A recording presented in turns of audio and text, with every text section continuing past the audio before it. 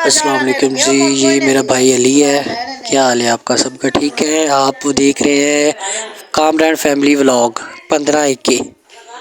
कैसे हैं आप सब? ठीक है।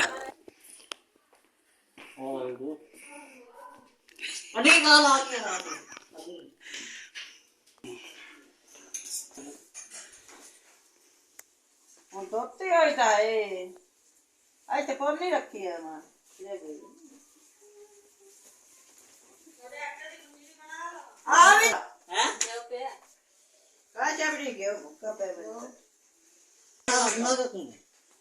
तस्वीर तेरी केड़ा नेट ते सरदा पे कौन वीडियो बनांदा पे ना ना ए सोनी शक्ल पे है मुडो नहीं ठोक नहीं आओ नहीं तो ना आना तो दफा हो मार तो रात पे जाओ मत दो से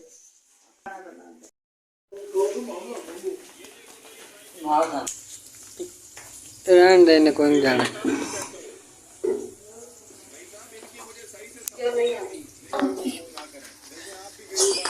भाग गया वो डॉक्टर हलाओ पवा के तो लगा देता